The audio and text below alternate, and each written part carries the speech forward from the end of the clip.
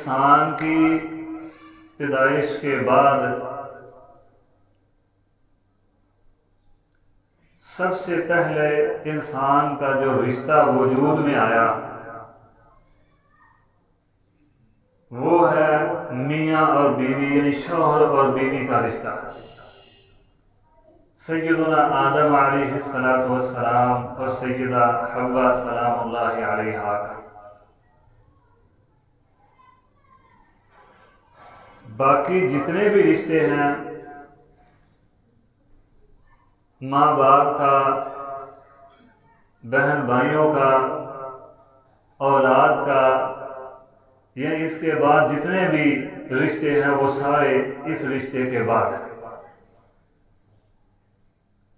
ان کا وجود اس رشتے کے بعد ہوا۔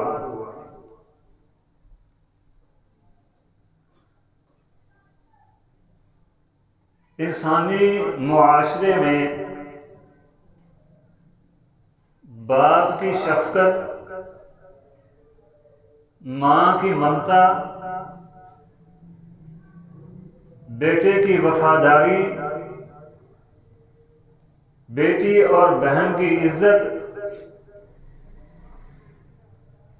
چچا، پھوپھی، خالہ، ماموں، دادی، نانی یا دادا، نانا، یہ جتنے بھی رشتے ہیں احساس، پیار اور محبت والے، یہ سارے رشتے اسی ایک رشتے کی مرہون منت ہیں۔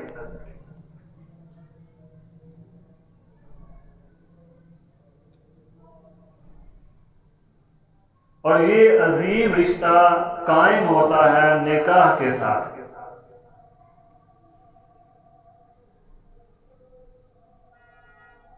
آپ دیکھتے ہیں کہ اولاد تو جانور بھی پیدا کرتے ہیں، جانور بھی اپنے بچوں کو جنم دیتے ہیں، لیکن جس طرح انسان اس رشتے سے منسلک ہو کر جنم دیتے ہیں یہ رشتہ ان میں موجود نہیں۔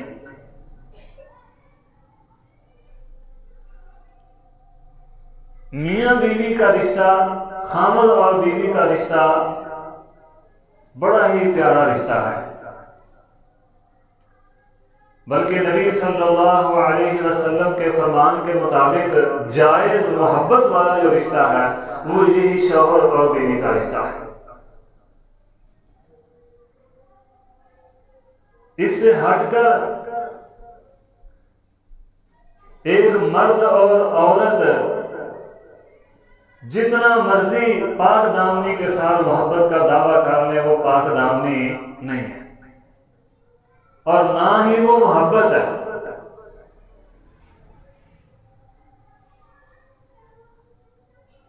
اس رشتے کو قائم کرنے کا اسلام نے حکم دیا ہے۔ اللہ سبحانہ و تعالی نے قرآن مجید میں فرمایا فَانكِحُوا مَا طَابَ لَكُم مِّنَ النِّسَاءِ مَثْنَىٰ وَثُلَاثَ وَرُبَاعَ۔ فَانكِحُوا نکاح کرو، شادیاں کرو۔ سیدنا عبداللہ بن مسعود رضی اللہ عنہ فرماتے ہیں نبی مکرم صلی اللہ علیہ وسلم نے فرمایا یا معشر الشباب، اے نوجوانوں کی جماعت، یا معشر الشباب من استطاع، جو طاقت رکھتا ہے الباء نکاح کی فلیتزوج، تو اسے چاہیے کہ وہ شادی کر لے۔ اس لیے فَإِنَّهُ أَغَضُّ لِلْبَصَرِ، نکاح جو ہے یہ نظر کو جھکا دیتا ہے، وَأَحْسَنُ لِلْفَرْجِ، اور شرمگاہ کی حفاظت کا ذریعہ بنتا ہے۔ اللہ اکبر کبیرہ۔ اور ساتھ ہی فرمایا وَمَن لَّمْ يَسْتَطِعْ فَعَلَيْهِ بِالصَّوْمِ فَإِنَّهُ لَهُ وِجَاءٌ، جس کے پاس طاقت ہے وہ نکاح کرے، شادی کرے، جو طاقت نہیں رکھتا وہ روزہ رکھے، اس طرح وہ اپنی حفاظت کرے گا۔ نبی صلی اللہ علیہ وسلم نے مختلف مقامات پر مختلف انداز سے مختلف الفاظ کے ساتھ اپنے امت کو اس رشتے کے ساتھ، اپنے امت کے جوانوں کو، طاقت رکھنے والوں کو اس رشتے کے ساتھ منسلک ہونے کا حکم دیا۔ اور صرف یہی نہیں کہ یہ اسلام اور اہل اسلام کے لیے ہے، بلکہ اللہ سبحانہ و تعالی نے فرمایا وَلَقَدْ أَرْسَلْنَا رُسُلًا مِّن قَبْلِكَ وَجَعَلْنَا لَهُ أَزْوَاجًا وَذُرِّيَّةً، ہم نے جتنے بھی رسول دنیا میں مبعوث فرمائے ہیں، ہر نبی کی بیوی بھی تھی اور اس کی اولاد بھی تھی۔ ہر نبی کو ہم نے بیوی بھی عطا فرمائی ہے، شریک حیات بھی عطا کیا، اور آنکھوں کی ٹھنڈک اولاد بھی ہم نے عطا فرمائی۔ اللہ اکبر کبیرہ۔ معلوم ہوا کہ یہ تعلق، یہ رشتہ صرف اسلام کے آنے سے نہیں بنا، بلکہ اسلام سے پہلے بھی یہ رشتہ تھا، اور یہ ایسا پاکیزہ رشتہ ہے، ایسا عظیم رشتہ ہے کہ اس رشتے کو قائم کرنے کے لیے، اس رشتے کو نبھانے کے لیے بطور حاکم سیدنا موسیٰ علیہ السلام نے اپنے سسر کی 10 سال خدمت کی ہے، اور اس کے برعکس زنا جیسے غلیظ تعلق سے بچنے کے لیے اللہ کے نبی سیدنا یوسف علیہ السلام نے تقریباً 10 سال جیل کی سزا کاٹی۔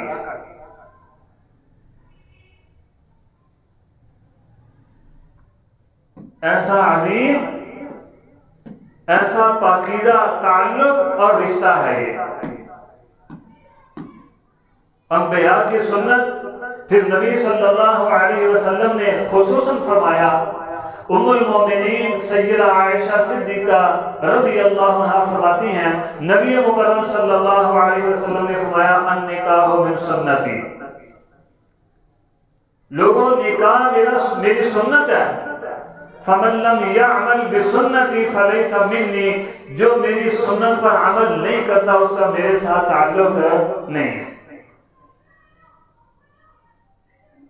آج ہماری جوان بیٹیاں اور بیٹے مختلف ہیلوں اور بہانوں کے ذریعے اس رشتے سے دور رہنے کا رستہ اختیار کرتے ہیں۔ نبی علیہ السلام نے فرمایا فمن لم یعمل بسنتی فلیس منی، جو میری اس سنت پر عمل نہیں کرتا اس کا میں محمد صلی اللہ علیہ وسلم سے کوئی تعلق نہیں، محبت کے جتنے مرضی دعوے کرتا ہے وہ۔ وَتَزَوَّجُوا فَإِنِّي مُكَاثِرٌ بِكُمُ الْأُمَمَ، نکاح کرو، وَتَزَوَّجُوا، شادیاں کرو، تمہاری کثرت کی وجہ سے میں قیامت والے دن دوسری امتوں پر فخر کروں گا۔ یہ پیارے پیغمبر صلی اللہ علیہ وسلم کا حکم ہے،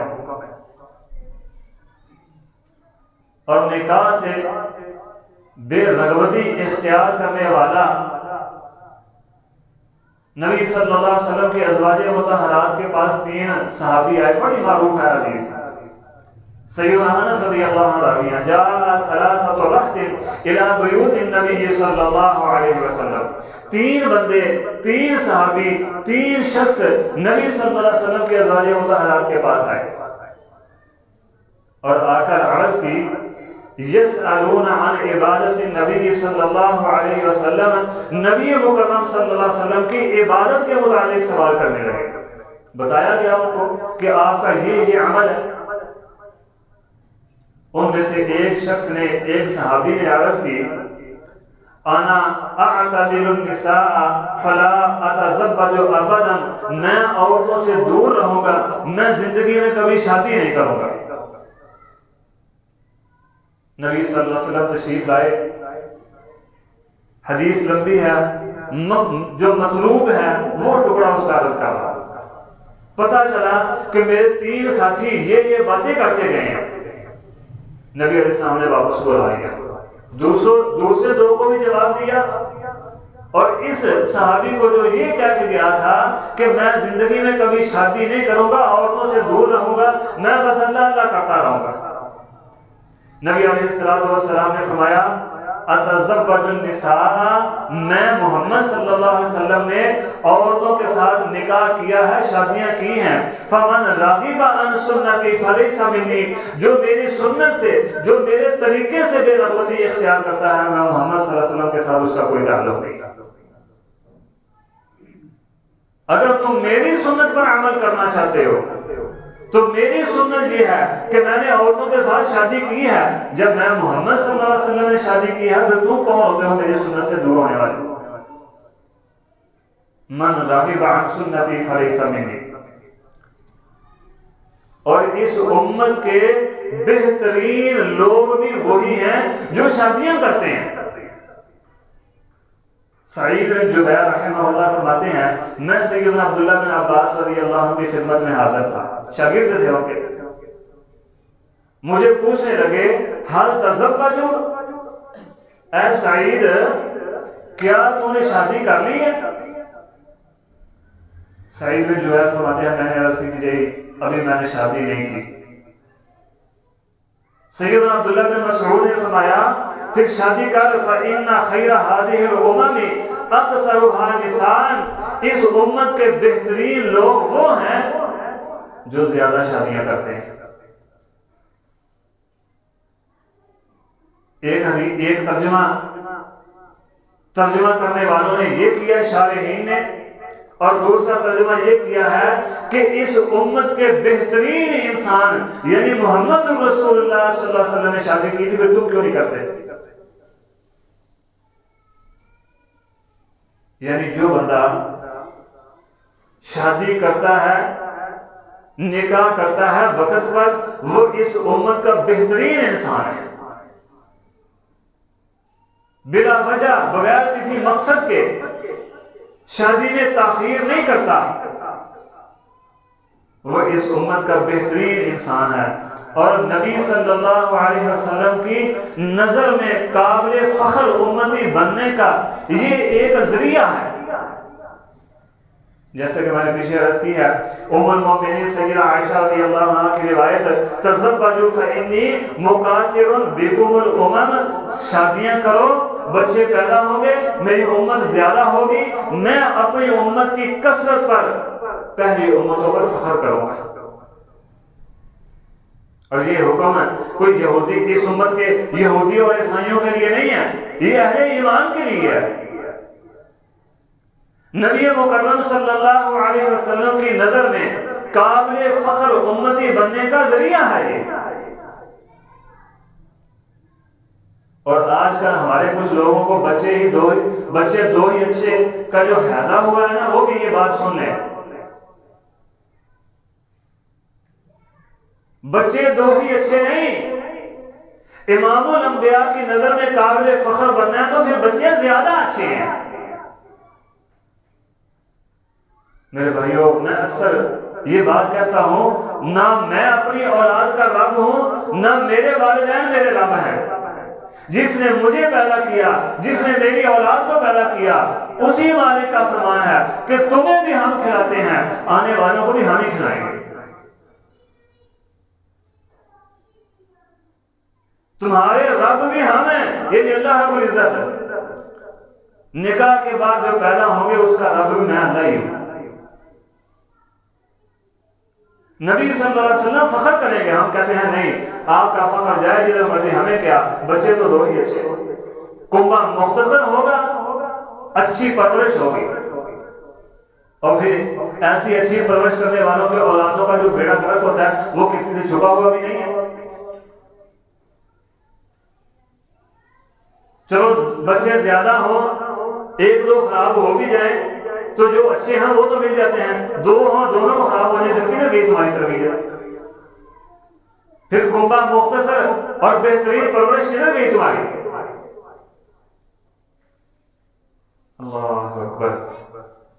فرمایا مکاثرم فإنی مکاثرم بکم الامم، تمہاری کثرت کی وجہ سے میں دوسری امتوں پر فخر کروں گا۔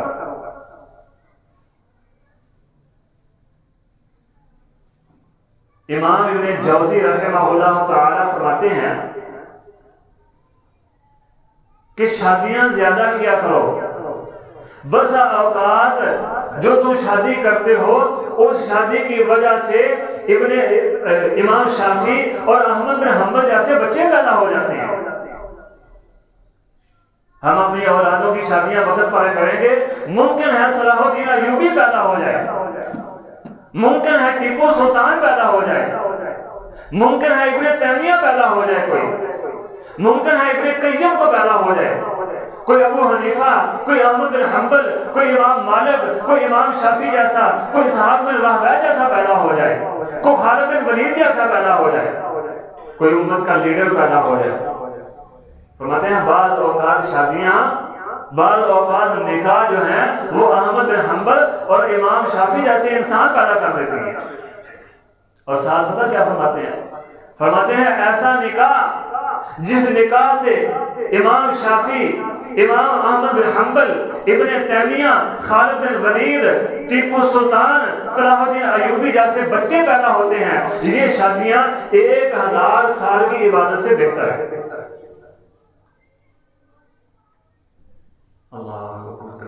ایک طرف ایک بندے کی 1000 سال کی عبادت، ایک طرف ایک بندے کا نکاح جس سے صلاح الدین ایوبی پیدا ہو جائے، جس سے ٹیپو سلطان پیدا ہو جائے، جس سے ابن تیمیہ پیدا ہو جائے، جس سے امام نووی پیدا ہو جائے، جس سے احمد بن حنبل پیدا ہو جائے۔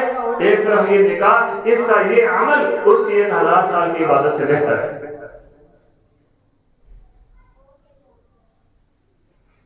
میرے وہ نوجوان ساتھی جو بھاگتے ہیں وہ ذرا اس ابن قیم جوزی کے فرمان، رحمت اللہ کے فرمان پر غور کریں۔ اللہ کے پاک پیغمبر کے صحابی سیدنا سمورہ بن جندب رضی اللہ عنہ فرماتے ہیں کہ نبی صلی اللہ علیہ وسلم نے فرمایا، نبی صلی اللہ علیہ وسلم نے ہمیں بغیر نکاح کے زندگی گزارنے سے منع فرمایا تھا۔ بغیر نکاح کے زندگی نہیں گزارنی، بغیر شادی کے زندگی نہیں گزارنی۔ کیا خیال ہے میرے ان بھائیوں کا جو کہتے ہیں جی ہم پہلے اپنا کیریئر بنائیں گے، اپنا مستقبل سنواریں گے، جو بہنیں کہتی ہیں ہم پہلے اپنی تعلیم مکمل کریں گی پھر شادی کریں گی، پہلے پیسہ کمائیں گے، دولت کمائیں گے پھر شادیاں کریں گے۔ ایک طرف تمہاری یہ سوچ ہے، دوسری طرف نبی صلی اللہ علیہ وسلم کا فرمان ہے کہ بغیر نکاح کی زندگی نہیں گزارنی۔ یقیناً بہترین طریقہ وہی ہے جو محمد رسول اللہ صلی اللہ علیہ وسلم کا طریقہ ہے۔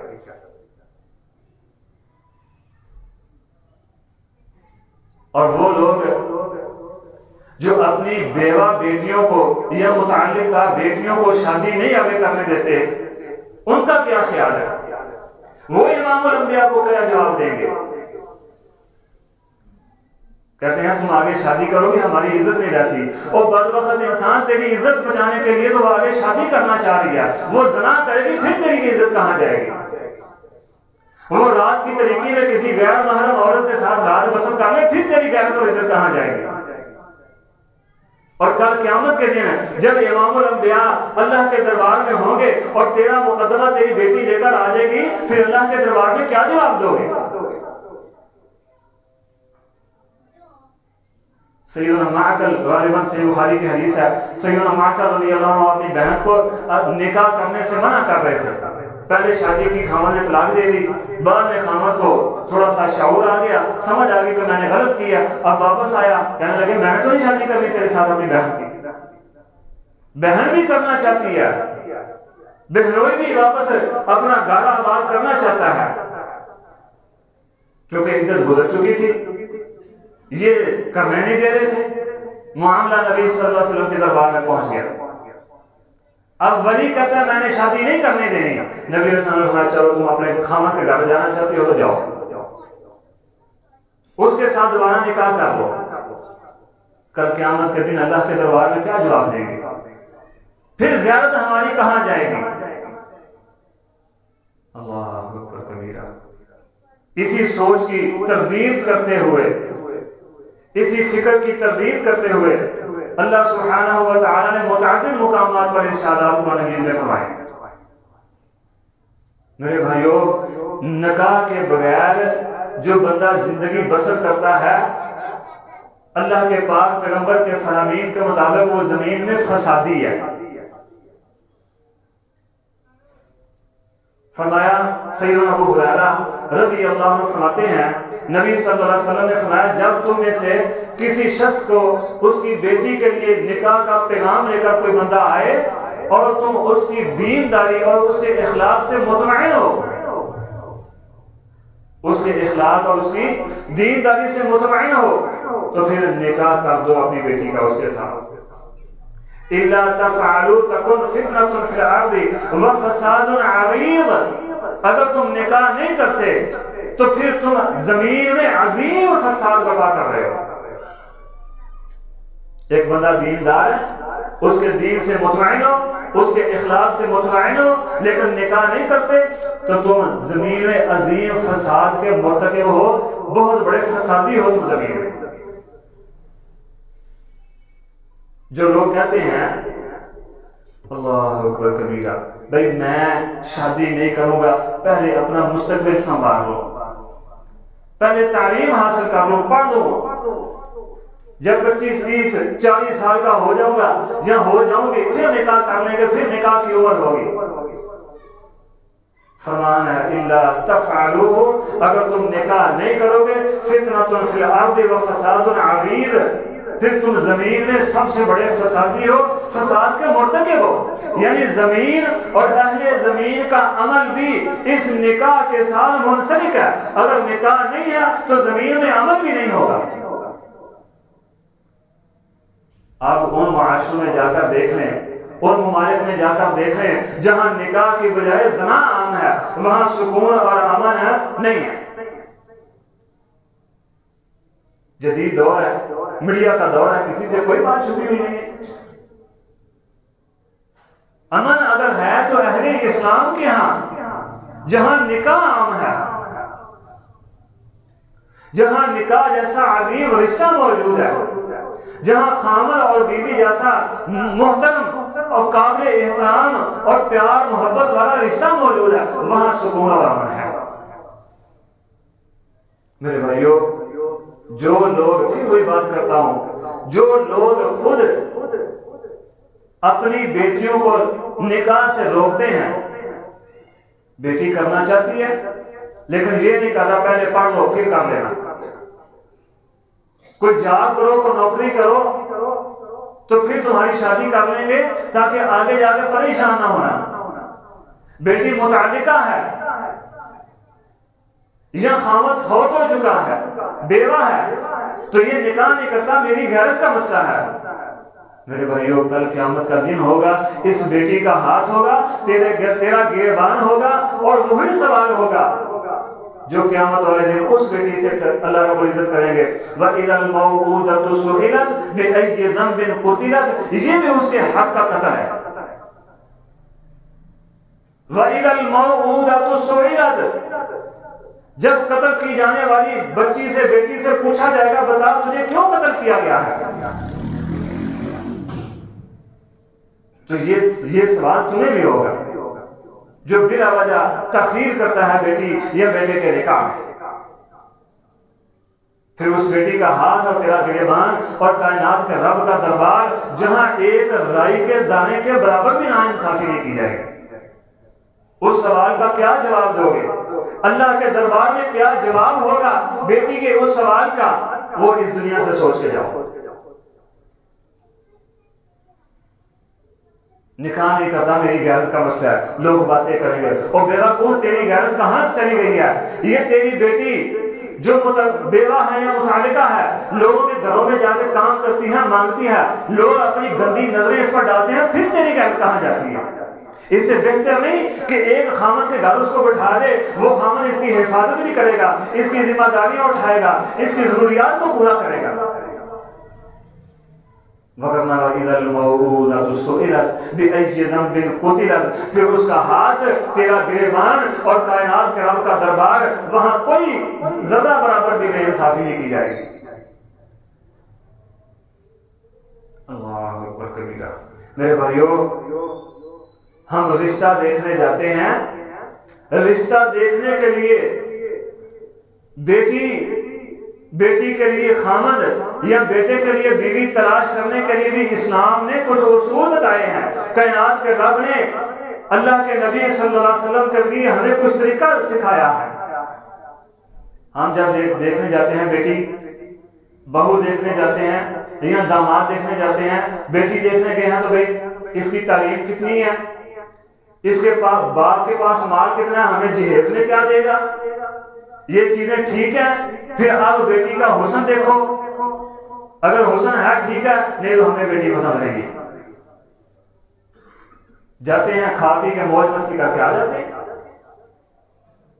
اپنی بیٹی کے لیے خامن تلاش کرنے گئے، سب سے پہلے دیکھو اس کے پاس مال کتنا ہے، یہ نوکری کرتا ہے کہ نہیں، اس کا کاروبار کیسا ہے، حسن ہے تو کوئی نہیں ہے تو کوئی بات نہیں، دین ہے تو کوئی بات نہیں، بس مال دیکھو، مال ہے تو کر دو۔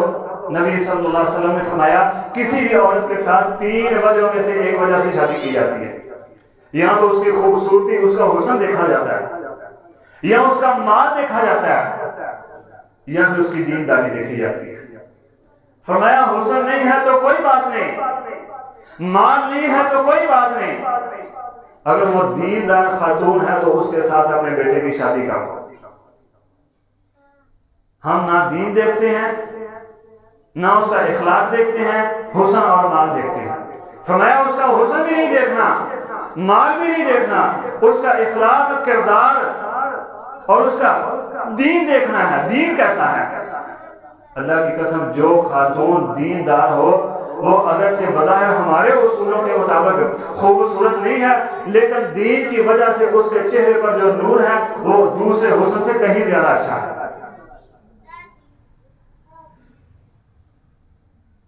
جب کل قیامت کے دن تیری یہ بہو تیرے بیٹے کا ہاتھ پکڑ کے جنت میں لے کر جاتی ہوگی، ساتھ تجھے بھی لے کر جاتی ہوگی، اللہ یہ میرا سسر ہے، یہ میری ساس ہے، یہ میرا انتخاب کر کے لے کے آئے تھے، اللہ آج ان کو بھی میرے ساتھ جنت میں لے کے جائے گا، پھر تجھے احساس ہوگا، پھر تجھے پتا چلے گا کہ یہ بیٹی میرے لیے کتنی قیمتی تھی۔ میرے نوجوان ساتھیوں، اپنے لیے میں ویسے اس بات کا قائل ہوں کہ جو ہم جاتے ہیں دیکھ کر آتے ہیں بیٹیاں، بیٹے کو پتہ ہی نہیں ہے میری شادی کس کے ساتھ ہے، جب پہلی رات ہوتی ہے بیوی گھر آتی ہے پھر پتہ چلتا ہے میری بیوی اس طرح کی ہے۔ یہ اصول اسلام کا اصول نہیں ہے۔ اگر بیٹے نے کسی عورت کو دیکھ لیا، پسند آ گئی ہے، وہ تمہیں آ کے کہتے ہیں نکاح کر دو اس کے ساتھ۔ میرے نوجوان ساتھیوں، اگر کوئی عورت اپنے لیے بطور بیوی انتخاب کرنے لگے ہو تو اس کا مال اور حسن نہ دیکھو، اس کا دین دیکھو کیسا ہے، اور اس کا فائدہ تب پتہ چلے گا جب کائنات کے رب کا دربار ہوگا، یہ تیرا ہاتھ پکڑ کے تجھے جنت میں لے کر جائے گی، اسی طرح جس طرح امام الانبیاء محمد رسول اللہ صلی اللہ علیہ وسلم اپنی ازواج مطہرات کا ہاتھ پکڑ کر جنت میں لے کر جاتے ہیں۔ میرے بھائیو، سیدنا جلیبیب رضی اللہ عنہ ورضا، کیا دیکھا تھا اس عظیم خاتون نے شریف جلیبیب نے؟ نہ مال ہے پاس، نہ گھر ہے، نہ کوئی کاروبار ہے، نہ نوکری ہے، نہ جلیبیب کو چہرے کا خوبصورت کالے رنگ والا غریب اور غریب ترین انسان ہے۔ بیٹی کہتی ہے کہ بھیجنے والا کائنات کا سب سے عظیم شخص ہے، اللہ اکبر، اور آنے والا دین اور اخلاق میں بہترین ہے، مجھے یہی پسند ہے، اس کا رشتہ واپس نہیں کرنا۔ پھر وہی جلیبیب ہے جس کے متعلق نبی صلی اللہ علیہ وسلم نے فرمایا یہ میرے اہل بیت میں سے ہے۔ یہ وہی جلابیب ہے میدان جہاد میں کفار کے درمیان میں کفار کو قتل کرتے ہوئے شہید ہوا پڑا ہے۔ نبی صلی اللہ علیہ وسلم نے اس کی شہادت پر، اس کی میت پر کھڑے ہو کر فرمایا تھا لوگوں یہ جلابیب میرے اہل بیت میں سے ہے۔ کیا مطلب کہ اس کی بیوی اب میری بیٹی ہے۔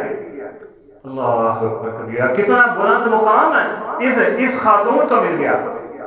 قیامت کا دن ہوگا، کہیں اللہ تعالیٰ نے آواز دے دی نا کہ بھئی اس عورت کو لے کر آؤ جس عورت نے میرے نبی کا بھیجا ہوا رشتہ نہیں ٹھکرایا تھا، تو وہاں جلابیب کی بیوی جائے گی انشاءاللہ۔ اور کیسا عظیم مقام ہوگا کہ کائنات کا اگر اللہ نے بلا لیا کہ کائنات پوری آدم علیہ السلام سے لے کر آخری انسان تک ایک ہی خاتون اٹھ کر جائے گی، جس خاتون نے نہ چہرہ دیکھا، نہ مال دیکھا، نہ دولت دیکھی، نہ گھر بار دیکھا، صرف محمد رسول اللہ صلی اللہ علیہ وسلم کا بھیجا ہوا دیندار لڑکا، اس کا دین دیکھا اور بھیجنے والا دیکھا اور کچھ نہیں دیکھا، صرف ایک خاتون جلابیب رضی اللہ عنہ کی بیوی جائے گی بس۔ اور اگر اللہ تعالیٰ نے یہ اعلان فرما دیا کہ بھئی میرے نبی کے اہل بیت آ جاؤ، تو پھر ان اہل بیت میں سے بھی یہ جلابیب اور اس کی بیوی بھی ساتھ ہی جائیں گے، جہاں علی اور مرتضیٰ ہوں گے، جہاں حسن اور حسین ہوں گے، جہاں فاطمہ الزہرا ہوں گے، جہاں سیدہ ام کلثوم اور رقیہ ہوں گی، جہاں نبی صلی اللہ علیہ وسلم کے ازواج مطہرات ہوں گی، وہاں ساتھ ہی جلابیب اور اس کی بیوی بھی ہوگی۔ بھئی یہ کون جا رہے ہیں؟ یہ امام کائنات، یہ امام الانبیاء کے اہل بیت جا رہے ہیں۔ سیدنا سہل بن سعد رضی اللہ عنہ فرماتے ہیں ایک خاتون آئی نبی صلی اللہ علیہ وسلم کی خدمت میں، عرض کی اللہ کے نبی میں آپ کے ساتھ شادی کرنا چاہتی ہوں۔ نبی علیہ السلام نے خاموشی اختیار کر لی۔ تھوڑا وقت گزرا، ایک صحابی اٹھے، عرض کی اللہ کے نبی میری شادی کر دیں اس کے ساتھ، میری اس کے ساتھ شادی کر دیں۔ نبی علیہ السلام نے فرمایا بتا بھی تیرے پاس دینے کے لیے کیا ہے، اس کو دو گے کیا حق مہر میں؟ یقین مانے بہت افسوس ہوتا ہے، نکاح پڑھانے جائے نا اسے بھی حق مہر کتنا لکھنا ہے، لکھ دو قاضی صاحب جو شرعی ہے، بے شرعی کتنا ہے، قاضی صاحب وہ 32.5 روپے، اور تیرا بیڑا غرق جائے یہ جو شادی پر سارے خرچے کیے ہیں یہ کس شریعت کے تحت کیے ہیں تو نے؟ نبی صلی اللہ علیہ وسلم نے اپنی ایک بیوی کو 4 اونٹ بما ساز و سامان اپنی ایک بیوی کا حق میں دیا تھا، اور آج 4 اونٹ کم از کم 8 لاکھ کے بنتے ہیں، اور اوپر جو سامان تھا وہ الگ تھا۔ یعنی امہات المومنین میں سے ایک ام المومنین کا نکاح، ایک ام المومنین کا حق میں کم از کم 10 لاکھ روپے تھا۔ برات پر پیسے بھی لٹائیں گے، جناب بہترین گاڑی لاؤ اس کو سجانے پر بھی پیسے لگاؤ، یہ جناب مہندی کا خرچہ، یہ جناب برات کا خرچہ، یہ فلانے خرچے، حق میں کی باری آتی ہے موت پڑ جاتی ہے۔ نبی صلی اللہ علیہ وسلم نے کیا حق مہر مقرر کیا ہے؟ فرمایا بتاؤ بھائی تیرے پاس دینے کے لیے کیا ہے؟ عرض بھی اللہ کرے کچھ بھی نہیں، بالکل خالی ہو۔ ہماری طرح کا ہوتا تو کیا کہنا تھا، وہ چل بھی جا نکل، تیرے ساتھ نکاح کر دیا تو یہ کھائے گی کہاں سے، بھوکی مار دی ہے میں نے اپنی بیٹی۔ میں جاؤ گھر دیکھ کر آؤ کوئی لوہے کا چھلا ہی مل جائے تجھے۔ گھر گئے واپس آیا تو اللہ کے نبی لوہے کا چھلا بھی نہیں ہے میرے گھر میں، کچھ نہ کچھ تو دینا پڑے گا، حق میں تو دینا ہے۔ عرض کی اللہ کے نبی یہ جو میں نے چادر باندھی ہے تہمت باندھی ہوئی ہے یہ آدھی میں بطور حق میں اپنی بیوی کو دے دوں گا۔ فرمایا اگر یہ آدھی تو اس کو دے دے گا تو نہ تیرے کام کی رہے گی نہ اس کے کام کی رہے گی۔ اتنی بات فرما کے آپ خاموش ہو گئے۔ تھوڑی دیر گزری نا تو یہ صحابی اٹھ کر جانے لگے، نبی علیہ السلام نے فرمایا بیٹھ جاؤ۔ فرمایا کوئی قرآن یاد ہے، قرآن کوئی سورت یاد ہے؟ عرض کی اللہ تعالیٰ فلاں سورت بھی یاد ہے، فلاں بھی یاد ہے، فلاں بھی یاد ہے۔ فرمایا جاؤ یہی تیرا حق مہر ہے، اس کو یاد کروا دینا، یہی تیرا حق مہر ہے۔ اللہ کی قسم نہ اس عورت نے نہ اس کا مال دیکھا، نہ دولت دیکھی، نہ گھر بار دیکھا، نہ خاندان دیکھا، نہ کنبہ قبیلہ دیکھا، نہ برادری دیکھی، صرف محمد رسول اللہ صلی اللہ علیہ وسلم کا سکھایا ہوا قرآن دیکھا، بس دوسری کوئی چیز نہیں ہے۔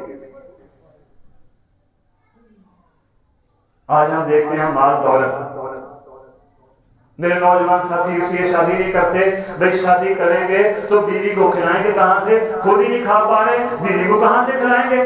کوئی کام شام تو کر لیں، کوئی نوکری مل جائے، کوئی کاروبار کھڑا کر لیں، کوئی بینک بیلنس پاس ہو۔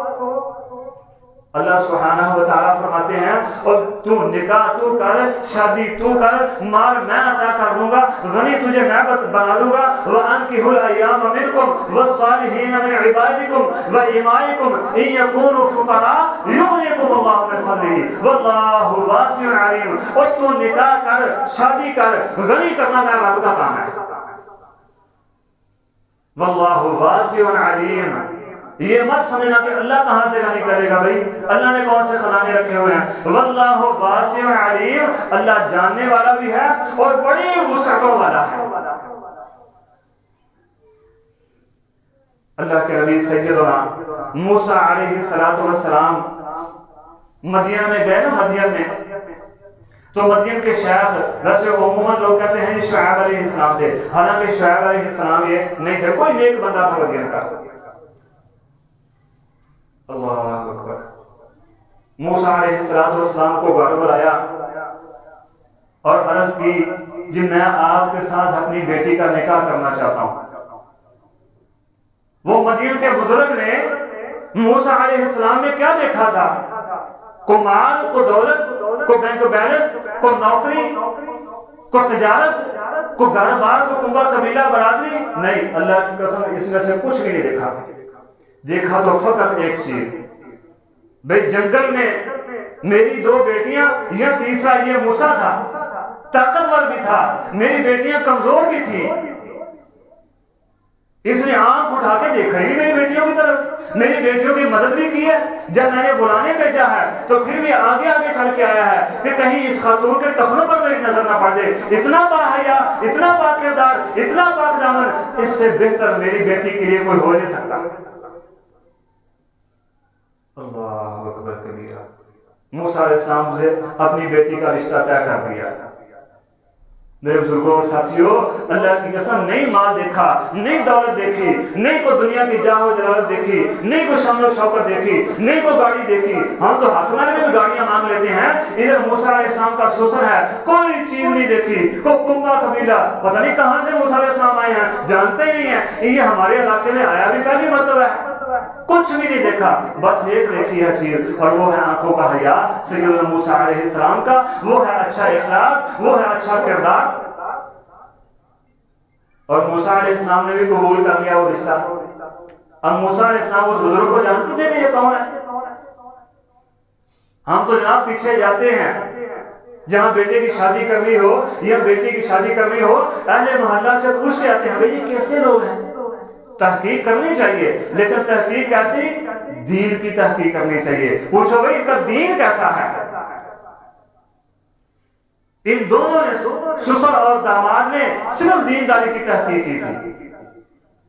موسیٰ علیہ السلام نے کیا دیکھا تھا؟ عورت کو دیکھا تھا؟ نہیں دیکھا، نہ اس کا حسن دیکھا، نہ اس کے کنبے قبیلے کو جانتے تھے، نہ برادری کو جانتے تھے، ہجرت کر کے آئے تھے، پہلا دن تھا، ابھی دن بھی پورا نہیں ہوا، کچھ وقت ہے، فوراً رشتہ قبول کر لیا۔ کون سی ایسی چیز تھی جس نے موسیٰ علیہ السلام کو اس خاتون کا رشتہ قبول کرنے پر آمادہ کیا؟ وہ ایک ہی چیز تھی، فَجَاءَتْهُ إِحْدَاهُمَا تَمْشِي عَلَى اسْتِحْيَاءٍ فَجَاءَتْهُ إِحْدَاهُمَا تَمْشِي عَلَى اسْتِحْيَاءٍ۔ وہ حیا تھی جس حیا کی چال چل کے وہ آئی تھی، بس موسیٰ علیہ السلام نے یہ دیکھی تھی، اور وہ کیسی عظیم چال تھی کہ کائنات کے رب نے اس کا چل کر آنا اور چل کر جانا قیامت تک کے لیے قرآن بنا کے نازل فرما دیا۔ فَجَاءَتْهُ إِحْدَاهُمَا، موسیٰ علیہ السلام نے بھی صرف دین دیکھا، بھئی یہ حیا والی ہے، اچھے کردار والی ہے، اچھے اخلاق والی ہے، اس کے پاس مال نہیں ہے تو کچھ بھی نہیں۔ اس کی حیا کی وجہ سے، اس کے اچھے کردار کی وجہ سے موسیٰ علیہ السلام نے 10 سال اپنے سسر کی بکریاں چرائی۔ مستقبل کے نبی ہیں، مستقبل کے کلیم اللہ ہیں، کائنات کے رب نے ان کے ساتھ گفتگو کرنی ہے، بس ایک حیا والی خاتون کے ساتھ نکاح کرنے کے لیے اپنے سسر کی 10 سال تک بکریاں چراتے رہے۔ میرے بزرگوں اور ساتھیوں، اپنی سوچ بدل لیں۔ کائنات کا رب کا وعدہ ہے وَأَنكِحُوا الْأَيَامَ مِنكُمْ وَالصَّالِحِينَ مِنْ عِبَادِكُمْ وَإِمَائِكُمْ إِنْ يَكُونُوا فُقَرَاءَ يُغْنِهُمُ اللَّهُ مِنْ فَضْلِهِ۔ اللہ کی قسم کوئی بات نہیں ہے، اپنی سوچ بدل کر کو دیکھیں، کائنات کے رب کے وعدے پر یقین کر کو دیکھیں۔ کبھی اپنے بیٹے کے لیے بیوی، اپنی بیٹی کے لیے خاوند کا انتخاب کرتے ہوئے فقط اس کا دین دیکھ کر دیکھیں۔ کائنات کے رب کا وعدہ ہے یکونوا فقراء، یہ فقیر ہوں گے، پاس کچھ بھی نہیں ہے، کھانے کو کچھ بھی نہیں ہے، یہ بھوکے بھی رہیں گے، تو میں رب ان کو غنی کر کے دکھاؤں گا تمہیں۔ اور کر کے دکھایا نہیں ہے اللہ نے، تاریخ ہمارے سامنے ہے اہل اسلام کی۔ سیدنا عبد الرحمن بن عوف رضی اللہ عنہ کا واقعہ ہمارے سامنے ہے۔ بے شمار کائنات کے سب سے عظیم انسان، امام الانبیاء، سید الرسل محمد الرسول اللہ صلی اللہ علیہ وسلم کی بیٹی، جنتی خواتین کی سردار حسن و حسین کی والدہ، جب ان کا نکاح ہوا سیدنا علی رضی اللہ عنہ کے ساتھ، تو سیدنا علی کے پاس کیا تھا؟ کون سا بینک بیلنس تھا؟ کون سی نوکری تھی؟ کیا تجارت، کیا کام کرتے تھے؟ اللہ کی قسم اس نکاح کا خرچہ اٹھانے کے لیے بھی سیدنا علی المرتضیٰ کے پاس کچھ نہیں تھا، وہ خرچہ بھی کسی اور نے یعنی عثمان غنی نے اٹھایا تھا۔ نبی صلی اللہ علیہ وسلم نے فرمایا فاطمہ، علی سے بہتر میرے پاس تیرے لیے کوئی رشتہ نہیں ہے۔ ایک دن سیدہ آ گئی، سیدنا علی المرتضیٰ نے بھیجا، میری بیوی ہے، کام کر کے تھک جاتی ہے، اللہ اکبر، جاؤ غلام آئے ہیں، ابا جی کی خدمت میں عرض کرو کوئی ایک غلام ہمیں بھی دے دیں، چلو کام کاج ہمارا کر دیا کرے گا۔ تو ابا جان نے کیا کہا تھا؟ بے بات تو ٹھیک ہے، میری بیٹی ہے، کوئی غلام اسے بھی دینا چاہیے، کوئی دنیا کا مال کو دولت میں اپنی بیٹی کو بھی دے دوں۔ فرمایا بیٹی نہیں، یہ ذکر سیکھ کے چلی جا، جب تھک جائے رات کو سوتے وقت یہ ذکر کر لینا، کائنات کا رب تیری تھکاوٹ اتار دے گا۔ اب مال کی فراوانی ہو گئی ہے، دولت کی فراوانی ہو گئی ہے، اس کے باوجود بیٹی اور داماد کو کچھ بھی نہیں دیا۔ فرمایا یہ ذکر ہی ہے، اللہ کا ذکر کرو بس۔ ان یکونوا فقراء یغنیکم اللہ، کائنات کا رب تمہیں غنی کر دے گا۔ نبی صلی اللہ علیہ وسلم نے اپنی 4 بیٹیوں کی شادی کی ہے، ہمارے لیے نمونہ چھوڑا ہے۔ میں بھی باپ ہوں، یہاں اور بھی باپ موجود ہیں، بیٹیوں والے بھی موجود ہیں، یہ ہمارے لیے بہترین نمونہ چھوڑا ہے آپ نے کہ اللہ کا دین دیکھو، اس کی نماز دیکھو، اس کا اخلاق اور کردار دیکھو، اگر ٹھیک ہے تو نکاح کر دو، اگر نہیں ٹھیک اللہ اکبر۔ ایک امام صاحب کے پاس آخری بات ایک بندہ آیا، کہنے لگا جی میں آپ کی بیٹی کا رشتہ لینے آیا، اپنی بیٹی کا نکاح میرے ساتھ کر دو۔ امام صاحب پوچھنے لگے بھئی تجھے قرآن یاد ہے؟ کہا جی مجھے قرآن تو نہیں یاد۔ اچھا یہ بتاؤ پھر نبی صلی اللہ علیہ وسلم کی کتنی حدیثیں یاد ہیں؟ جی مجھے حدیثیں بھی نہیں یاد۔ اچھا یہ بتاؤ پھر مجھے کہ فقہ کے اصول کتنے یاد ہیں تجھے؟ جی مجھے کوئی اصول بھی نہیں آتا۔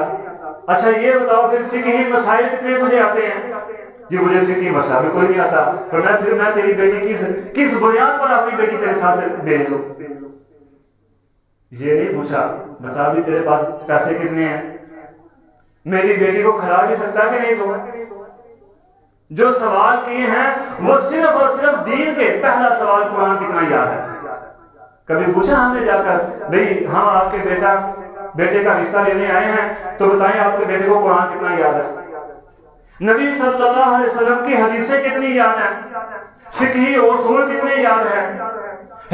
حدیث کو اخذ کرنے، حدیث کو لینے کے، قبول کرنے کے اصول کتنے یاد ہیں؟ فقہی مسائل کتنے یاد ہیں؟ کبھی کسی نے پوچھا ہو؟ اقول قولی ھذا واستغفر اللہ لی ولکم ولسائر المسلمین واستغفروہ انہ ھو الغفور الرحیم۔